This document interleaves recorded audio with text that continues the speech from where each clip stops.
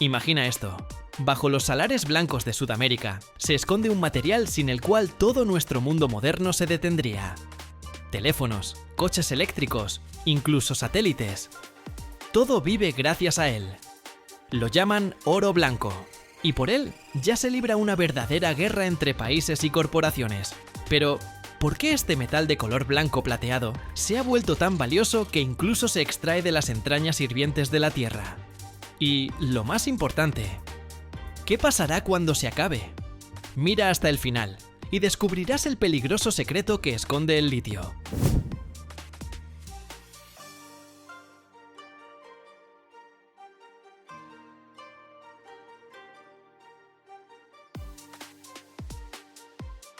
Imagina el metal más ligero del universo, de color blanco plateado, extremadamente reactivo y al mismo tiempo dotado de la capacidad única de almacenar una enorme cantidad de energía. Es el litio, el elemento número 3 en la tabla periódica, que ha resultado ser un verdadero tesoro de la modernidad. Fue descubierto hace más de 2 siglos, en 1817, y al principio encontró aplicación en cosas bastante prosaicas, en la producción de vidrio, cerámica e incluso en la medicina. Pero el verdadero momento estelar del litio llegó a finales del siglo pasado, cuando el mundo fue presa de la fiebre de las baterías de iones de litio. Fue entonces cuando quedó claro que estábamos ante algo más que un simple metal. Al litio comenzaron a llamarlo oro blanco, no por su brillo, sino por su importancia estratégica. Al igual que el oro fue un símbolo de riqueza, el litio es hoy un indicador del progreso tecnológico y la independencia energética.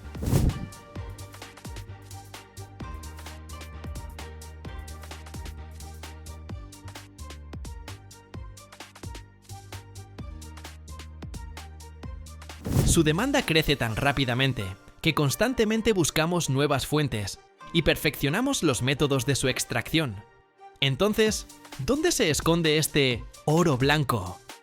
Sus yacimientos están dispersos por todo el planeta, pero las mayores reservas, verdaderamente gigantescas, se concentran en unas pocas regiones clave. Imagina un enorme triángulo del litio, en Sudamérica, que abarca partes de Chile, Argentina y Bolivia. Son vastas extensiones de salares donde bajo la superficie de la Tierra se esconde una verdadera riqueza. Además, hay importantes reservas en Australia, China y Estados Unidos. Existen 2 métodos principales para extraer este valioso metal. El primero, y actualmente el más común y económico, es la extracción de lagos salados, o como también se les llama, salmueras. Imagina cómo en regiones áridas y duras, como el famoso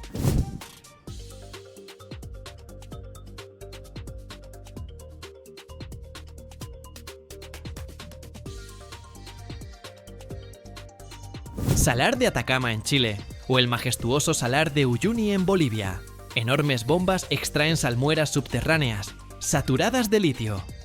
Este líquido luego se bombea a gigantescas piscinas de evaporación, que parecen espejos de un azul o verde brillante.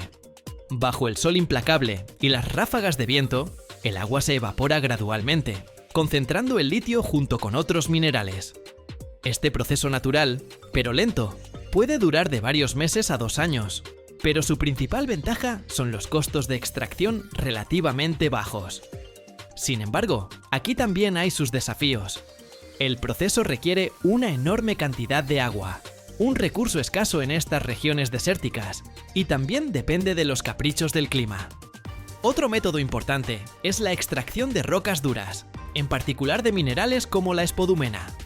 Esto ya es una verdadera minería, que recuerda a la búsqueda de minerales tradicionales. En Australia, por ejemplo, existen gigantescas canteras a cielo abierto, donde se extraen rocas que contienen litio.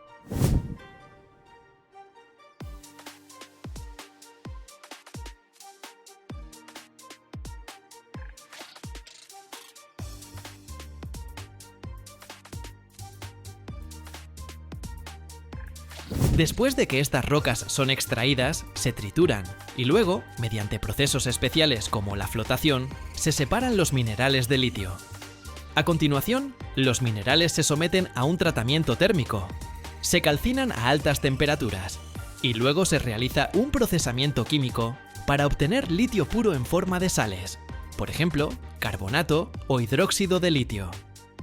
Este método permite obtener litio más rápidamente y no depende del clima, pero es considerablemente más caro y tiene un mayor impacto ambiental, ya que implica la destrucción del paisaje y la generación de una gran cantidad de residuos. Pero la humanidad no se detiene. Los científicos e ingenieros están investigando nuevas fuentes de litio más ecológicas.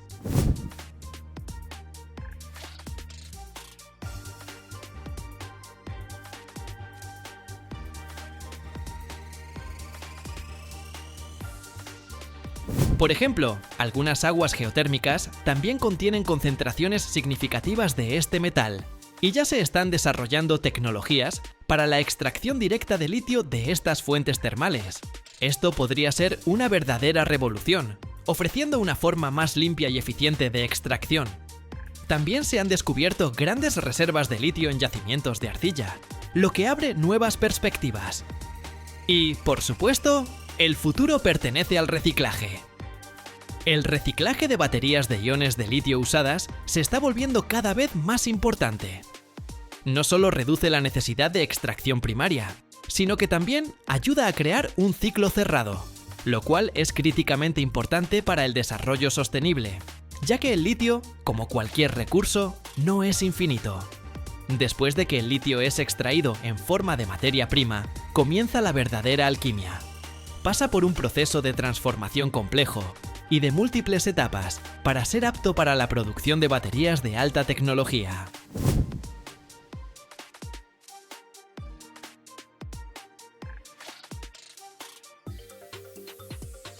Primero, de la materia prima extraída, se obtienen los principales productos industriales: carbonato de litio o hidróxido de litio. El carbonato de litio se obtiene más a menudo de las salmueras. Es un compuesto relativamente simple y económico que se utiliza ampliamente en las baterías de nuestros teléfonos inteligentes y en algunos tipos de coches eléctricos. El hidróxido de litio, que se produce tanto de salmueras como de rocas duras, se está volviendo cada vez más popular. Permite crear cátodos, los electrodos positivos de las baterías, con mayor densidad energética, lo que significa que los coches eléctricos podrán recorrer mayores distancias con una sola carga. Es precisamente el litio el componente clave del cátodo, la parte más importante de una batería de iones de litio. Existen varias recetas para crear materiales de cátodo, cada una con sus propias ventajas. Por ejemplo, el óxido de litio y cobalto se utiliza para la electrónica portátil.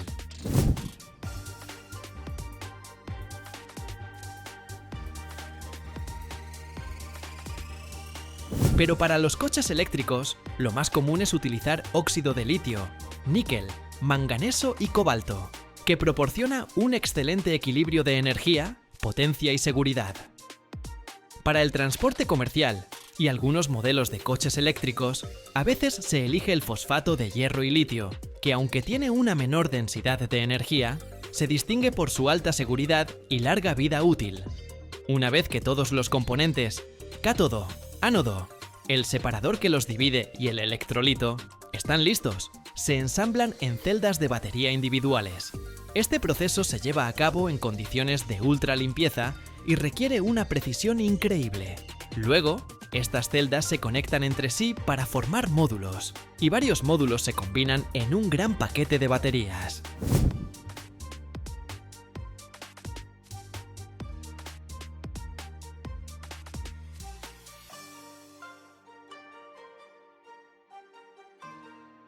Es este paquete el que se convierte en el corazón del coche eléctrico.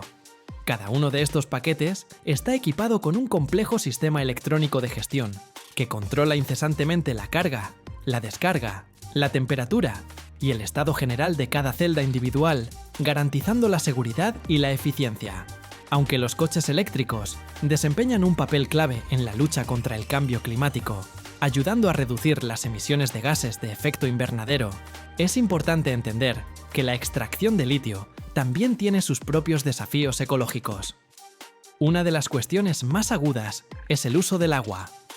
Esto es especialmente cierto para la extracción de salmueras, en regiones áridas, donde el agua es un recurso extremadamente escaso. Algunos métodos pueden requerir hasta 2 millones de litros de agua para producir una sola tonelada de litio. También existe el riesgo de contaminación del suelo, y las fuentes de agua con los reactivos químicos utilizados en el proceso de refinado, si no se cumplen los más estrictos estándares ambientales. Y, por supuesto, la minería, especialmente las canteras a cielo abierto, puede llevar a la destrucción de los paisajes naturales y los hábitats de la vida silvestre.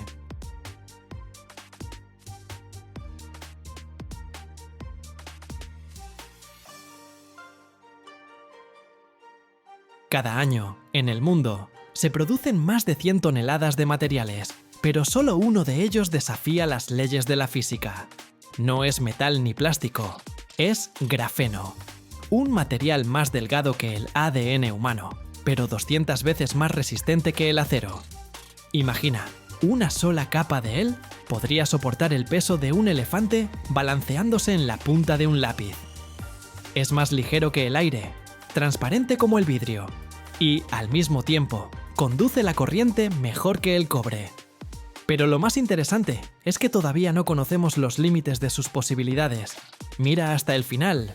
Descubrirás cómo algo casi invisible puede cambiar el futuro de toda la industria.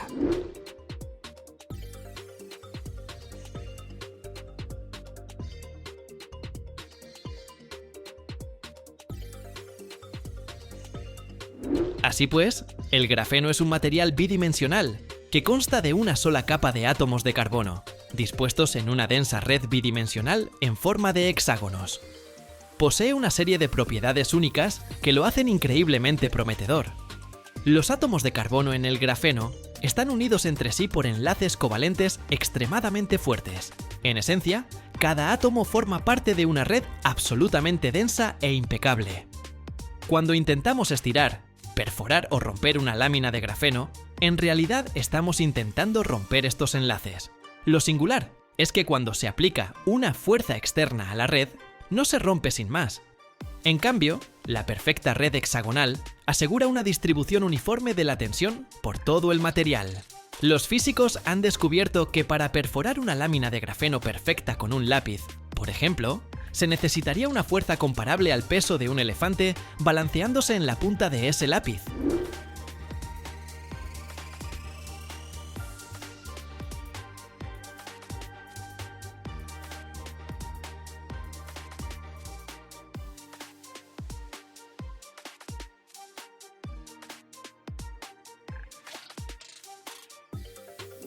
¿Por qué hablamos precisamente de peso? Este es un punto críticamente importante. Cuando los científicos comparan materiales, evalúan su relación específica de resistencia a peso. Por ejemplo, el acero es un material resistente, pero también es muy pesado. Y el grafeno es tan resistente como el acero, e incluso más, pero su peso es insignificante. Una hoja de grafeno es tan delgada que 1 kilogramo de este material podría cubrir un área comparable a varios campos de fútbol.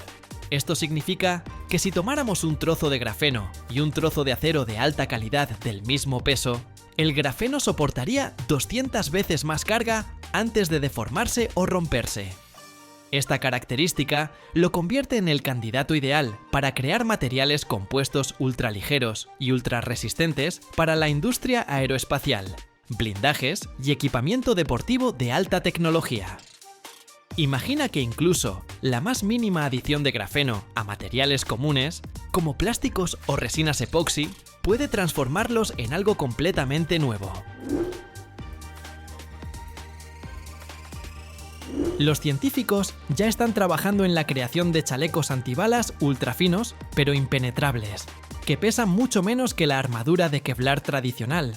Añadir una pequeña cantidad de grafeno al hormigón puede hacerlo significativamente más resistente a las grietas y los daños, prolongando la vida útil de puentes y edificios. Las carrocerías y fuselajes de aviones, creados a base de grafeno, serán más ligeros, lo que supondrá un ahorro considerable de combustible, pero al mismo tiempo se volverán mucho más resistentes y seguros. Así, el grafeno es la encarnación de una paradoja. Es casi invisible, pero en resistencia supera a los metales más fuertes. Esto abre una era completamente nueva en la ciencia de los materiales, donde los materiales son a la vez ligeros, flexibles e insuperablemente resistentes. La producción de grafeno es un verdadero rompecabezas para los científicos. Se puede obtener de 3 maneras principales, que difieren en precio, calidad y volúmenes de producción. Imagina que tienes la tarea de fabricar una lámina finísima, pero tiene que ser perfecta.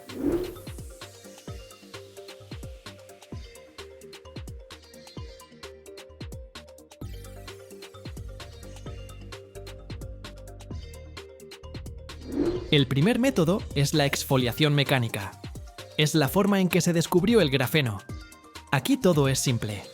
Tomamos grafito común, que es una pila de capas de carbono, e intentamos arrancar de él una sola capa. Los científicos literalmente usaron cinta adhesiva para arrancar capas repetidamente hasta que en la cinta quedaba esa misma capa monoatómica necesaria. Esto produce el grafeno más puro e ideal, un verdadero diamante para la investigación fundamental. Pero el problema es obvio. Este método es terriblemente lento, imposible de escalar, y solo es adecuado para laboratorios. El segundo enfoque es la exfoliación química. Se necesita cuando queremos obtener mucho grafeno, para añadirlo a baterías, plásticos o tintas. Aquí no jugamos con cinta adhesiva, sino que usamos artillería química pesada. El grafito se sumerge en ácidos y oxidantes muy fuertes, que penetran entre las capas de carbono y comienzan a separarlas. El resultado es una mezcla espesa.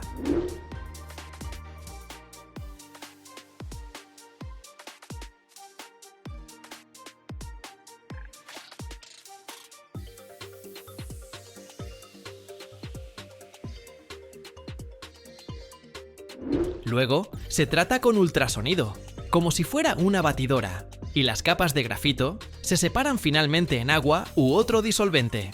Esto se llama óxido de grafeno. Después de esto, el óxido de grafeno necesita ser reducido para que vuelva a conducir la electricidad. Este método es barato y produce grandes volúmenes, pero el producto final siempre tiene muchos defectos e impurezas.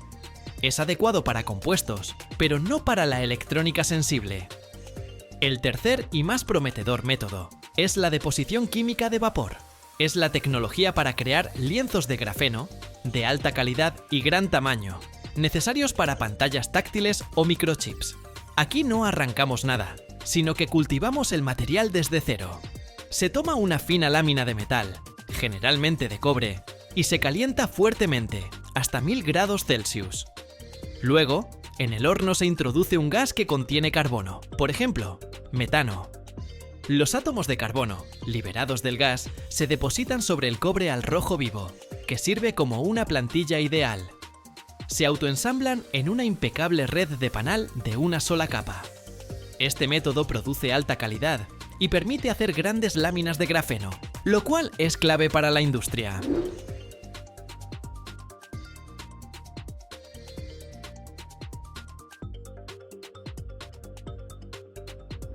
Lo más difícil después de esto es retirar con cuidado la película de grafeno de la base metálica y transferirla al material deseado, por ejemplo, a un plástico flexible, sin dañar la frágil estructura. Si hablamos de dinero, el mercado mundial de grafeno se valora actualmente en cientos de millones de dólares estadounidenses y, según la mayoría de las previsiones, crecerá muy rápidamente, a menudo duplicándose cada pocos años. Los analistas esperan que para finales de la década, este mercado pueda superar los 1000 millones de dólares. Esto demuestra que los inversores creen en la adopción masiva del grafeno. A diferencia de los productos básicos, el mercado del grafeno está muy segmentado por tipo y calidad. La mayor parte de la producción en peso es de óxido de grafeno reducido y escamas de grafeno. Se fabrican por el método químico y se utilizan para reforzar compuestos, recubrimientos y tintas. Son baratos, pero tienen muchos defectos. Es el llamado volumen barato.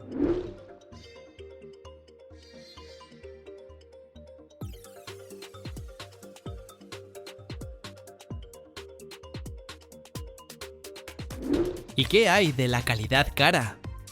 la menor parte en peso, pero la más cara en valor es el grafeno puro de una sola capa en forma de películas. Se necesita para la electrónica de alta tecnología y es muy caro debido a la complejidad de su producción y transferencia. El mercado de la producción de grafeno está muy concentrado en Asia, especialmente en China. Las empresas chinas son líderes mundiales en la producción de grandes volúmenes de grafeno para baterías y supercondensadores, precisamente el que se hace por el método químico. Las empresas europeas y estadounidenses, por regla general, se centran en el desarrollo de formas de grafeno más tecnológicas y puras, es decir, películas para las industrias aeroespacial y electrónica.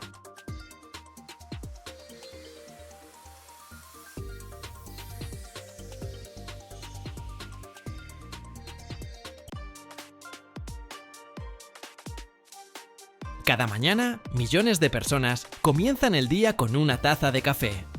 Pero, ¿y si te dijera que precisamente lo que queda en el fondo de la taza podría alimentar ciudades enteras? Los pozos de café, que desechamos sin pensar, se están convirtiendo en un biocombustible capaz de reemplazar al petróleo. Ya están moviendo autobuses, calentando edificios e incluso se utilizan en la producción de envases ecológicos. Pero lo más sorprendente es esto. Este recurso es uno de los más abundantes del mundo y todavía no nos damos cuenta de su verdadero poder. Quédate hasta el final, porque descubrirás cómo los simples pozos de una cafetera pueden cambiar la energía del planeta.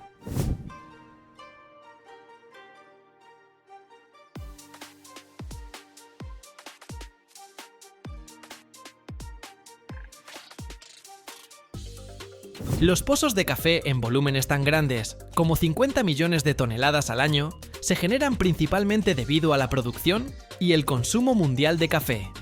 Para entender la escala, en el año 2025 se prevé que la producción mundial de café alcance unos 178 millones de sacos de 60 kilogramos. Esto es aproximadamente 11 millones de toneladas de granos. Los mayores productores son Brasil, Vietnam, Colombia, Indonesia, Etiopía y otros países donde las plantaciones de café ocupan millones de hectáreas. Después de procesar los granos y preparar las bebidas de café, se genera un residuo. Los pozos de café, que representan aproximadamente el 20-25% de la masa inicial de los granos. Esto significa que de 11 millones de toneladas de café se obtienen alrededor de 2 o 3 millones de toneladas de pozos como subproducto.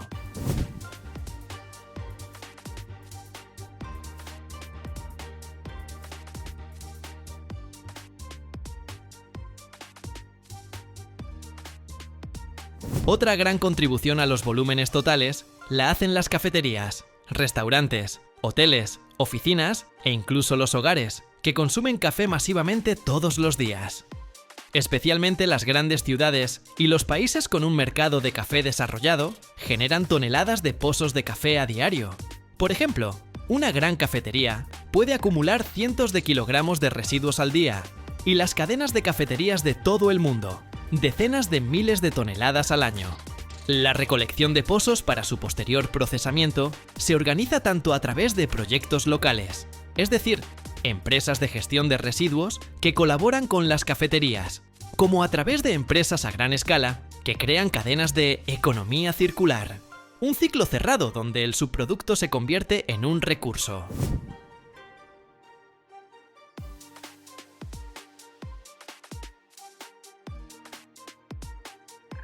La idea de utilizar los pozos de café para la producción de biocombustible surgió como respuesta a los crecientes desafíos ecológicos relacionados con la quema de combustibles fósiles y el problema de los residuos de la industria alimentaria. Las primeras investigaciones científicas en este campo aparecieron a principios de los años 2000, cuando los científicos comenzaron a explorar el potencial de los residuos orgánicos para la producción de energía limpia.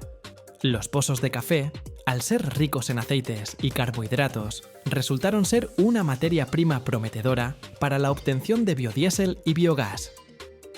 Entre los años 2018 y 2020, las innovaciones en biotecnología comenzaron a implementar más activamente tecnologías para la extracción de aceites de los pozos de café usados. En particular, los investigadores de la Unión Europea y América del Norte desarrollaron activamente la metodología para convertir estos aceites en biodiesel.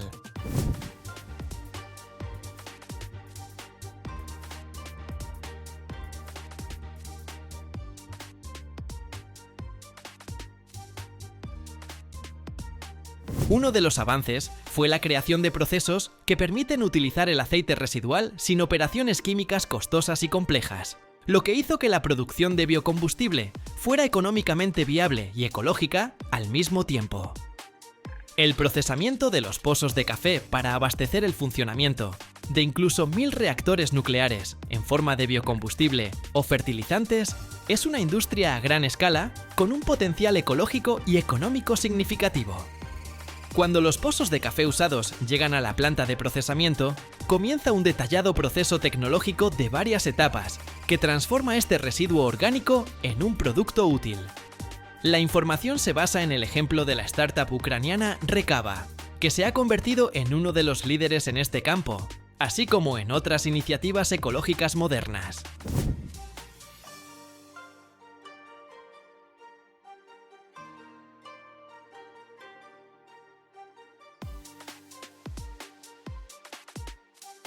El primer paso es recibir los pozos de los socios, cafeterías, restaurantes, oficinas, grandes cadenas como McDonald's. Una pequeña cafetería genera aproximadamente 5 kilogramos de pozos de café al día. Las grandes cadenas, decenas de kilogramos. Es importante que los pozos se recojan y transporten rápidamente para evitar su deterioro y el mal olor. El secado de los pozos de café implica extenderlos en una capa delgada sobre estantes o cintas transportadoras de secado especiales por donde pasa aire caliente. La temperatura de secado generalmente se mantiene en torno a los 55 grados Celsius, lo que es suficiente para destruir los microorganismos y eliminar el exceso de humedad, pero sin destruir los nutrientes.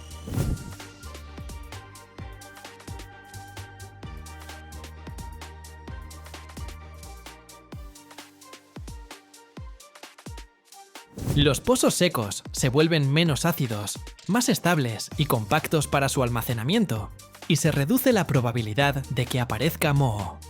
Gracias a esto, los pozos se pueden almacenar durante mucho tiempo en recipientes herméticos sin que se deteriore su calidad. La congelación es una alternativa o una medida adicional que se utiliza cuando el secado no es práctico o se necesita un almacenamiento rápido sin perder las propiedades frescas. Los pozos se colocan en bolsas o recipientes herméticos y se congelan a una temperatura de menos 18 grados Celsius o inferior.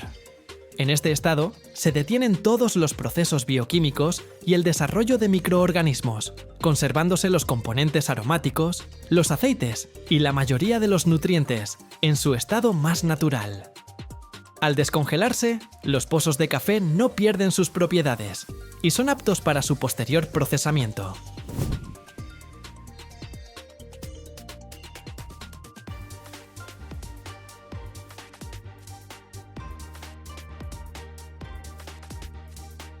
Antes de la congelación directa, los pozos a menudo se mezclan con materiales orgánicos neutros o se les añaden conservantes naturales, lo que mejora la textura y las propiedades después del descongelamiento. Esto es importante para facilitar el transporte y el almacenamiento. Los pozos de café contienen sustancias aromáticas, aceite de café y pequeñas impurezas. Los tecnólogos en la planta realizan varias etapas de purificación para neutralizar el olor, de modo que los productos terminados no huelan a café, y para eliminar contaminantes extraños. Se utilizan métodos de tamizado, lavado y tratamientos especiales. En la planta, los pozos se introducen en equipos de trituración especiales. Pueden ser molinos de martillos, de cuchillas o trituradoras de rotor, que funcionan según el principio de romper las partículas en fragmentos pequeños.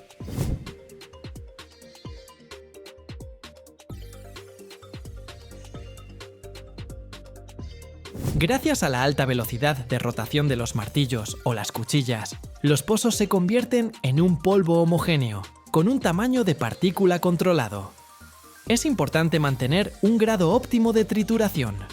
Un polvo demasiado grueso complicaría la mezcla posterior y reduciría la eficiencia de la extracción de sustancias útiles, mientras que uno demasiado fino podría empeorar la capacidad de procesamiento del equipo y causar emisiones de polvo. Por lo tanto, a través de un sistema de tamices y filtros se separan las fracciones necesarias, y los fragmentos no aptos se devuelven para una nueva trituración. La homogeneidad del polvo asegura una combinación ideal con otros aditivos naturales, como la cáscara de huevo o la fibra de maíz saponificada, para mejorar la calidad del producto final, fertilizantes, biocombustible o envases biodegradables ecológicos.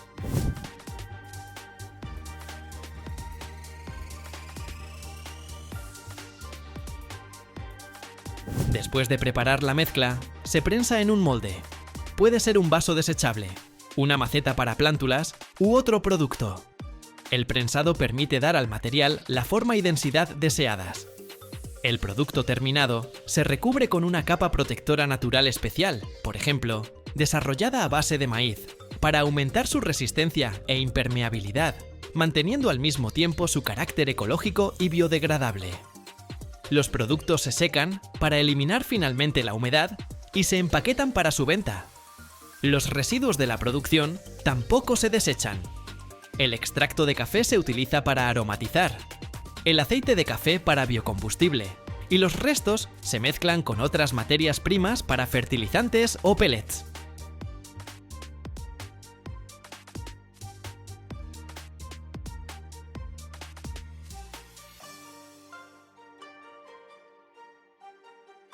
Cada año, en el mundo, se talan más de 1.000 millones de metros cúbicos de madera, pero solo unos pocos saben cómo es realmente el procesamiento de las secuoyas gigantes, árboles que han sobrevivido a imperios y que incluso vieron a los mamuts.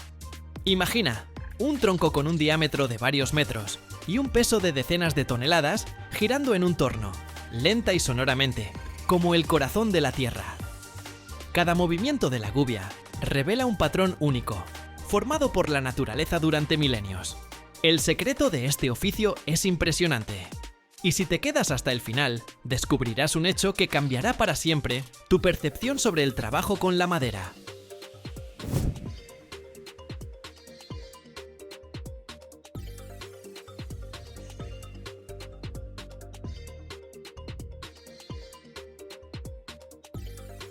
El procesamiento de madera de tal envergadura requiere equipos especializados y una habilidad considerable.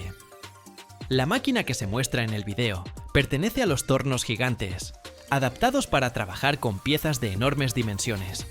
Su área de trabajo puede admitir piezas con un diámetro de varios metros, y la longitud de procesamiento alcanza decenas de metros.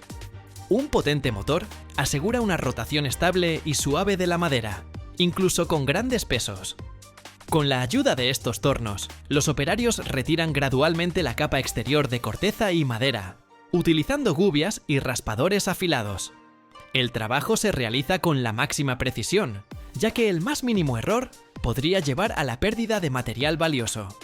El maestro controla el proceso de mecanizado, supervisando la velocidad de rotación y la presión de las herramientas sobre la madera, dando forma gradualmente a diseños complejos o simples.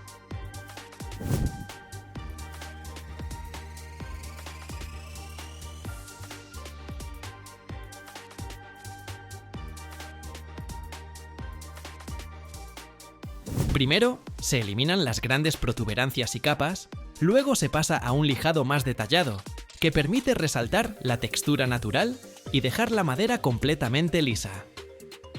El procesamiento de la madera de secuoya no es solo un proceso tecnológico, sino una forma de arte, ya que cada creación es única debido a las características naturales del material.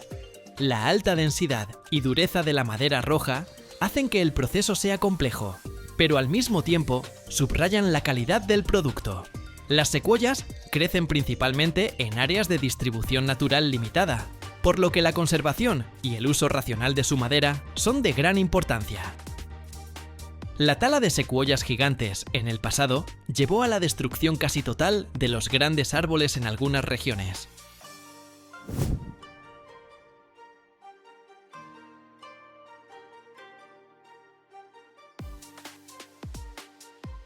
Por ejemplo, en el siglo XIX, la compañía Kings River Lumber taló ilegalmente más de 8.000 de estos gigantes, lo que provocó una catástrofe ecológica y afectó el clima y la biodiversidad de la región. Las tecnologías modernas de procesamiento de la madera permiten obtener el máximo beneficio de esta valiosa materia prima, minimizando las pérdidas. El uso de tornos innovadores, como el del vídeo, permite trabajar con piezas grandes y no estándar, utilizar el material de manera racional y crear productos de alta calidad. La madera de secuoya, gracias a su resistencia y durabilidad a la putrefacción, es un material valioso para la construcción y la fabricación de muebles. Sin embargo, debido al estatus de protección de estos árboles, su explotación comercial está estrictamente regulada.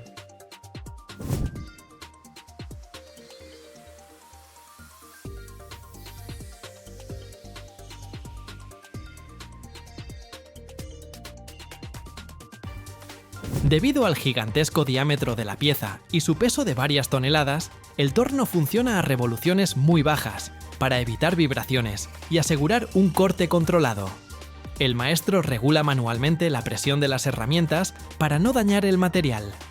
El procesamiento pasa por varias etapas. Primero, un corte vasto, luego un mecanizado detallado y un lijado, como ya hemos mencionado. Después del procesamiento en los tornos, de los gigantescos troncos se fabrican diversos objetos de interior y de arte, desde grandes columnas decorativas, muebles y esculturas, hasta tablas de acabado. Debido a la belleza natural de la textura y los colores de esta madera, los productos a menudo se convierten en objetos arquitectónicos o de diseño únicos.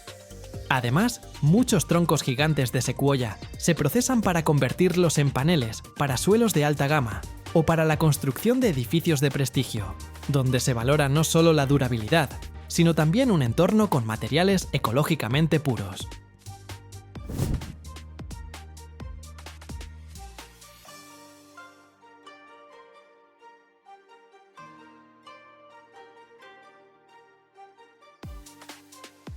En algunos casos, la madera se destina a la fabricación de vagones, traviesas, postes de telégrafo e incluso estructuras submarinas, donde la resistencia a la putrefacción y la robustez son importantes.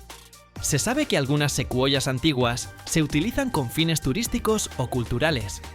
Por ejemplo, en los Estados Unidos se crean túneles en gigantes caídos por los que pueden pasar libremente los coches, y otros troncos se adaptan para convertirlos en galerías o restaurantes.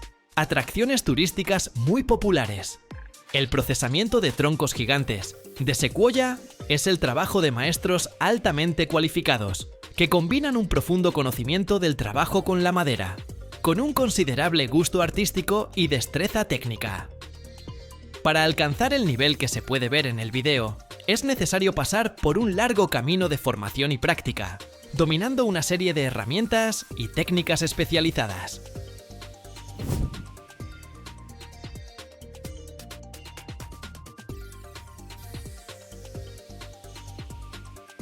El aprendizaje de esta maestría comienza con el dominio de las habilidades básicas de carpintería.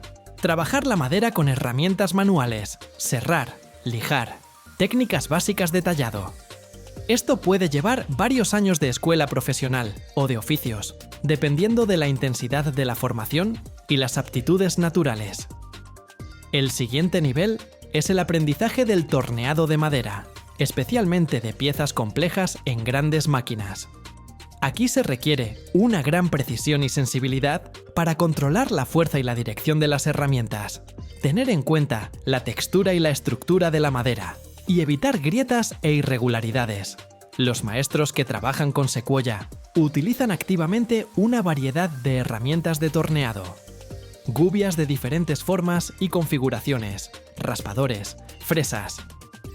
Para el desbaste inicial, comienzan con grandes gubias de corte que eliminan gruesas capas de madera, para luego pasar a herramientas más finas y delicadas para el lijado y el detallado.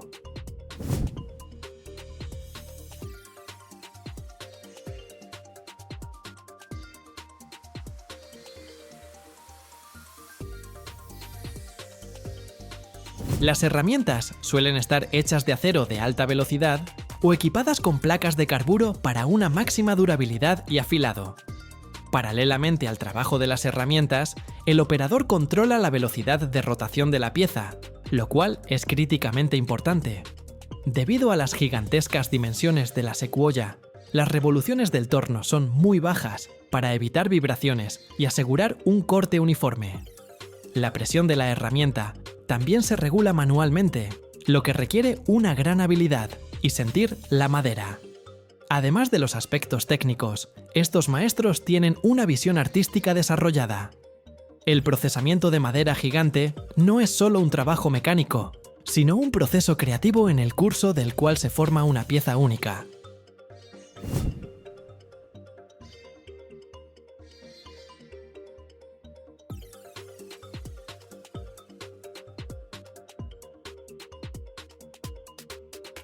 Para convertirse en un maestro así, es necesario combinar el conocimiento técnico con la comprensión de las propiedades naturales del material y las habilidades artísticas. En los círculos profesionales, la formación puede durar de 5 a 10 años, especialmente si se trata de trabajar con árboles grandes y caros. A menudo, los artesanos realizan prácticas, aprenden de torneros experimentados, participan en talleres y escuelas de arte. Después de la formación básica, el maestro continúa perfeccionándose, ganando experiencia en el trabajo con diferentes especies de madera, piezas grandes, formas y técnicas complejas, creando objetos artísticos únicos. Es la estricta observancia de la tecnología, combinada con un enfoque creativo, lo que permite lograr resultados impresionantes.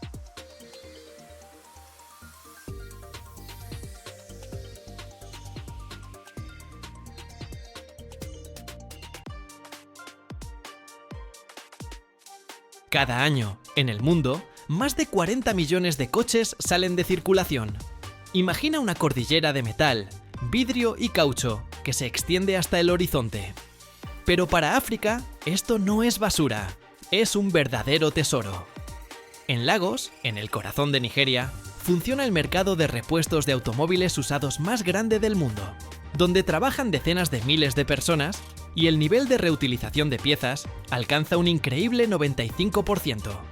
Aquí, cada tornillo, cada válvula e incluso un faro roto obtienen una segunda vida.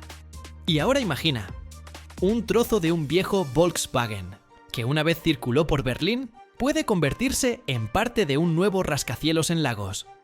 Mira hasta el final y descubrirás un secreto que cambiará tu percepción sobre la muerte de un coche.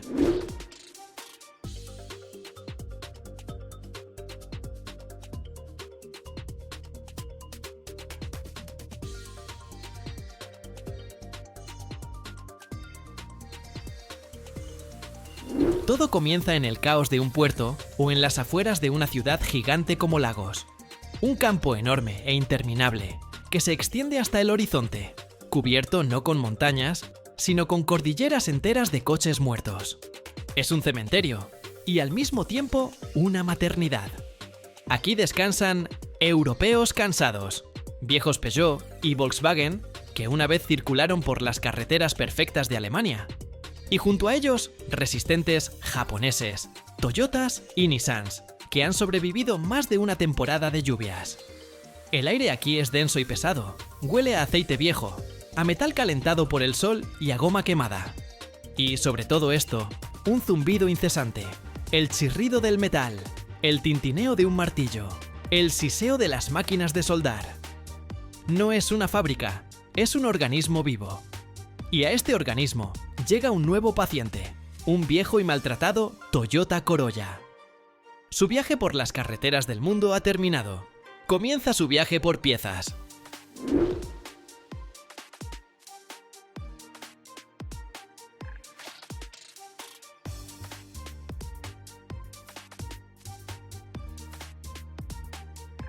Apenas se ha enfriado, cuando una bandada de cirujanos se abalanza sobre él. No son robots, son personas, cada una un especialista en su campo. Aquí no hay cadena de montaje, hay equipos. El primer equipo, armado solo con llaves y destornilladores, se sumerge en el interior. En cuestión de minutos, de allí salen volando los asientos, los paneles de las puertas, el salpicadero, el volante. Cada elemento se inspecciona cuidadosamente. Si un asiento está simplemente sucio, se llevará al lavado, se limpiará y se venderá como nuevo. Si la tapicería está rota, se quitará, y el armazón irá a un soldador que lo reparará y preparará para una nueva tapicería. El salpicadero se desmontará en sus componentes: velocímetro, tacómetro, botones. Todo esto son artículos valiosos por separado. Mientras el primer equipo desguaza el interior, el segundo ya ha abierto el capó. Son los cardiocirujanos. Su objetivo: el corazón del coche, el motor y la caja de cambios. Con una velocidad y coordinación increíbles, desconectan todas las mangueras, cables y soportes.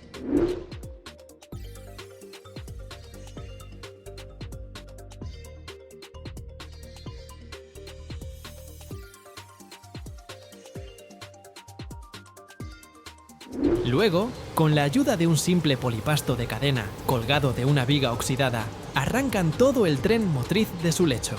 El motor no se envía a la fundición. ¡Oh, no! Es el tesoro más valioso. Se llevará a un taller donde se desmontará por completo, hasta el último tornillo.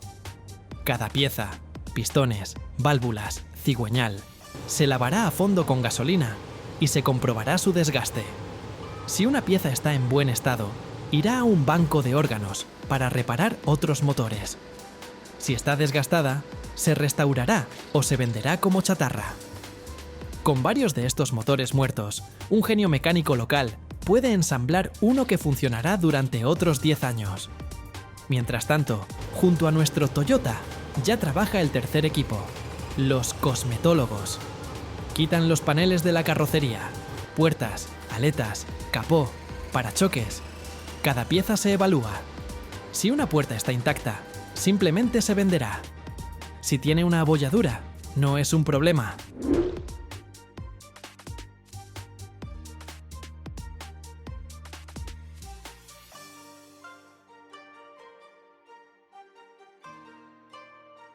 Se la llevarán a un chapista, un verdadero escultor del metal. Con un martillo, un yunque y una increíble sensibilidad para el metal, sacará la abolladura de tal manera que apenas se notará. Luego, la pieza se pintará y se venderá como casi nueva. Incluso un faro roto no es basura. Se extraerán con cuidado los trozos de cristal intactos, que luego podrán usarse para reparar otro faro. Pero eso no es todo. También están los neurólogos y los cirujanos vasculares. Extraen con cuidado todo el cableado del coche. No es solo un manojo de cobre, es un sistema completo que se puede instalar en otro coche. Radiadores, alternadores, motores de arranque, bombas de gasolina. Todos estos son órganos valiosos por separado que se extraen, se comprueban, se reparan y vuelven a la batalla. Incluso los discos de freno, si no están demasiado gastados, se rectificarán y se venderán. El cristal se corta con cuidado para venderlo a quienes se les haya roto. Amortiguadores, muelles, brazos de suspensión. Todo se aprovecha.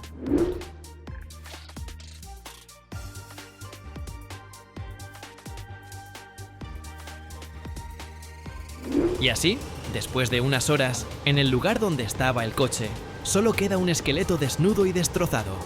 Una carrocería sin puertas, sin ruedas, sin entrañas. Parecería que esto ya es el final. Pero no. Llega el momento de los carniceros finales. Armados con sopletes de acetileno, como demonios, se lanzan sobre este esqueleto. Con un siseo y deslumbrantes haces de chispas que huelen a pintura quemada, lo cortan en trozos de un tamaño conveniente para el transporte. Y estos trozos de metal, la antigua carrocería, emprenden su último viaje. A una acería local, a menudo improvisada. Allí, en hornos artesanales, donde la temperatura supera los 1000 grados Celsius, este metal se vuelve a fundir. El acero líquido e incandescente se vierte en simples moldes de arena, y de él nacen cosas nuevas y sencillas. Barras de refuerzo para la construcción, tapas de alcantarilla, herramientas agrícolas simples o incluso ollas de cocina.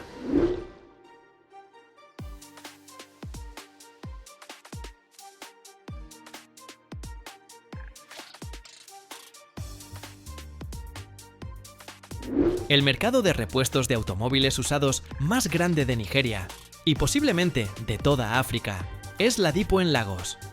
No es solo un mercado, es una ciudad dentro de una ciudad que ocupa una superficie de decenas de hectáreas.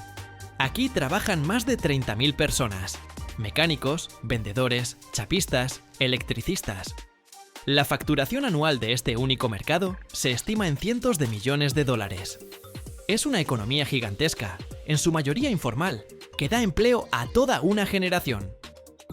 A diferencia de los países occidentales, donde muchas piezas simplemente van a la prensa junto con la carrocería, en Nigeria el nivel de reutilización de piezas de un solo coche se acerca al 95%. Prácticamente nada se tira. Los motores y las transmisiones son la mercancía más valiosa. El motor de un modelo popular, como un Toyota Camry, puede venderse por 500 o incluso $1.000 o más, dependiendo de su estado. Es una cantidad de dinero enorme.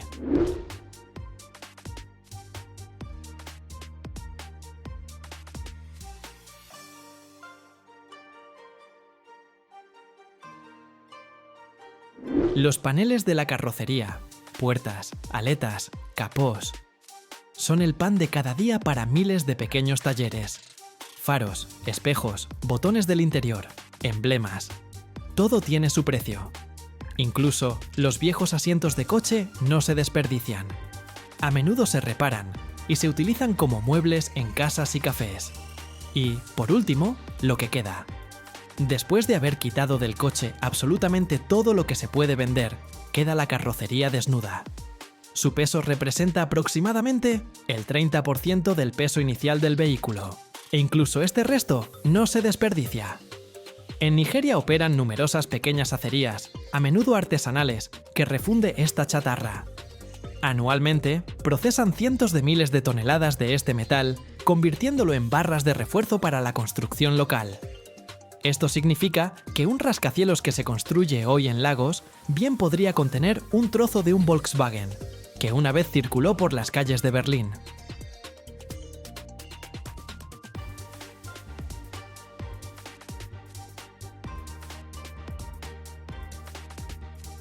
Imagina una piedra, de apariencia tan común, pero en cuyo interior se esconde la fuerza capaz de soportar las multimillonarias cargas de la civilización. ¿Cómo, a partir de una roca sin rostro, nace una carretera que soportará millones de coches? ¿Cómo la vibración de las mandíbulas de acero transforma un monolito en los diminutos cristales de las futuras ciudades? Cada año, solo en los Estados Unidos, se trituran más de 1.000 millones de toneladas de rocas.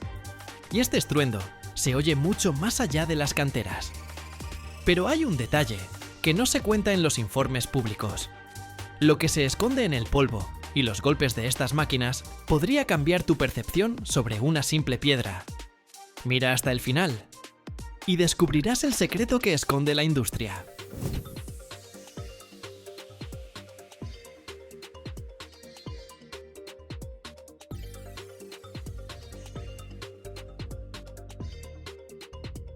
Todo comienza no en un taller, sino en una enorme herida abierta en el cuerpo de la Tierra, una cantera. El ingrediente principal de nuestra receta, que constituye alrededor del 80% de toda la masa, es la piedra caliza, una roca común que es, en esencia, los restos fosilizados de antiguas criaturas marinas. Para arrancarla de la roca madre, los ingenieros llevan a cabo toda una operación especial. Perforan decenas de pozos profundos, colocan en ellos cientos de kilogramos de explosivos y, con un ¡boom!, ensordecedor y profundo que hace temblar la tierra a kilómetros a la redonda, miles de toneladas de roca se desprenden del macizo rocoso. A continuación, entran en escena verdaderos monstruos, camiones volquete de cantera, cuyas ruedas son más altas que una persona.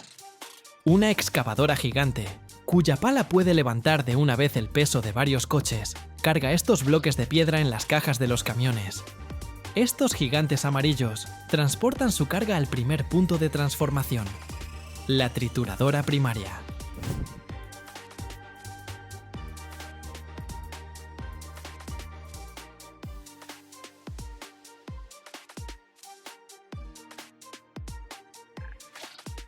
La trituradora primaria es una enorme boca de acero, con mandíbulas macizas, que con un crujido ensordecedor, aplasta rocas de varias toneladas en trozos del tamaño de un balón de fútbol. Junto con la piedra caliza, a la trituradora se le añade un segundo ingrediente importante: arcilla o esquisto. Son la fuente de silicio, aluminio y hierro, necesarios para la química correcta de nuestro futuro cemento. Después de la trituración primaria, la piedra se transporta por una cinta transportadora a un almacén de materias primas y, desde allí, a la siguiente etapa, donde debe convertirse en polvo. Entra en un molino de crudo. Puede ser un tambor giratorio gigante lleno de bolas de acero que muelen la piedra con estruendo, o, lo que es más moderno, un molino de rodillos vertical. Imagina un enorme plato giratorio, sobre el que ruedan con una fuerza colosal varios rodillos de acero macizos. La piedra cae bajo estos rodillos y simplemente se pulveriza hasta convertirse en el polvo más fino que la harina.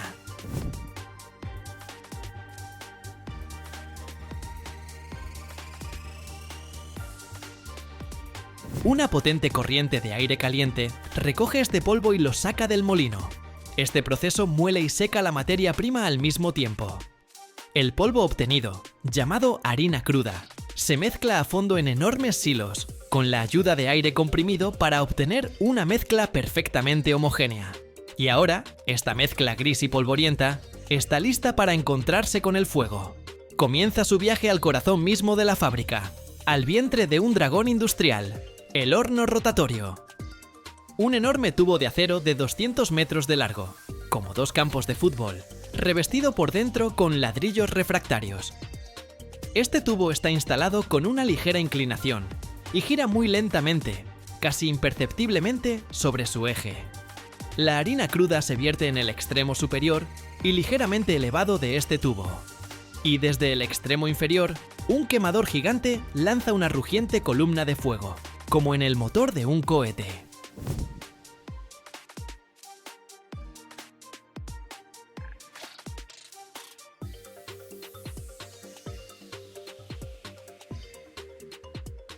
La temperatura en esta zona alcanza unos infernales 1450 grados Celsius. Nuestro polvo, mientras se remueve lentamente y se desliza hacia abajo gracias a la rotación y la inclinación, comienza su largo y caliente viaje hacia este fuego. Dentro del horno, pasa por varias zonas de temperatura y sufre transformaciones asombrosas. Primero, en la zona más fría, se evapora el resto de la humedad. Luego, cuando la temperatura alcanza los 900 grados, tiene lugar un proceso llamado calcinación. De la piedra caliza, se libera dióxido de carbono y se convierte en óxido de calcio.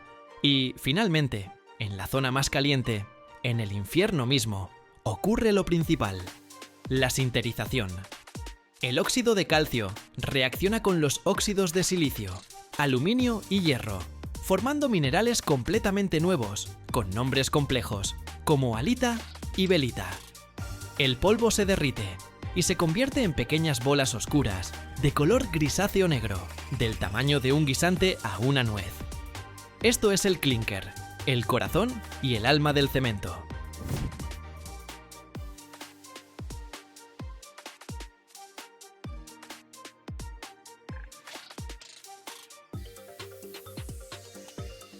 Es, en esencia, energía química enlatada, esperando su momento para despertar. El clinker, al rojo vivo, cae del extremo inferior del horno e inmediatamente llega a un enfriador especial. Aquí se le soplan potentes corrientes de aire frío. Este es un paso muy importante. El enfriamiento rápido congela la estructura química del clinker en su estado más activo. El clinker enfriado, duro como una piedra, se transporta por una cinta a un almacén, donde puede guardarse durante meses. Y entonces llega la etapa final de la transformación. El clinker por sí solo son solo piedrecitas inactivas.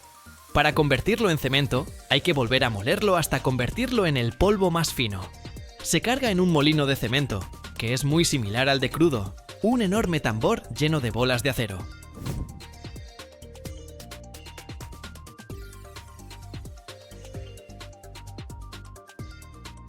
Pero antes de empezar a moler, Al clinker se le añade un último pero increíblemente importante ingrediente: alrededor de un 5% de yeso.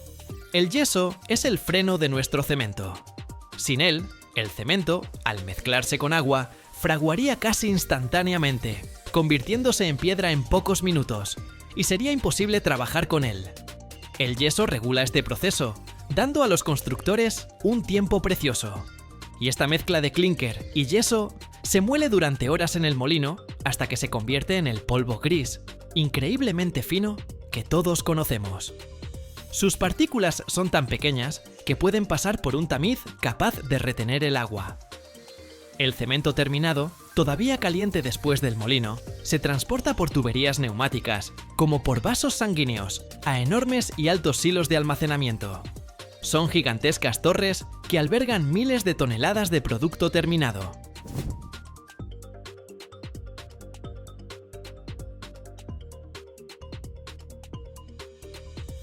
Desde allí se envía a los consumidores, o se envasa en sacos de papel para la venta al por menor, o se carga a granel, en camiones cisterna especiales o vagones de ferrocarril. Y así, después de haber recorrido el camino desde una roca sólida, pasando por la trituración, la mezcla, una cocción infernal en el vientre de un dragón y una molienda final, nace este modesto polvo gris, listo para despertar al encontrarse con el agua y convertirse en una piedra fuerte y fiable que será el cimiento de nuestras casas, puentes y ciudades enteras. Anualmente, en el mundo, se producen más de 4.000 millones de toneladas de cemento. Este número es absolutamente alucinante. Intentemos imaginarlo. Significa que por cada persona en el planeta, tú, yo, todos, se produce más de media tonelada de este polvo gris cada año. Es el material de construcción más popular de la Tierra después del agua. Y si tomaras todo ese cemento y construyeras con él un muro continuo de 1 metro de ancho y 1 metro de alto, podrías rodear nuestro planeta por el ecuador más de 40 veces. Cada año.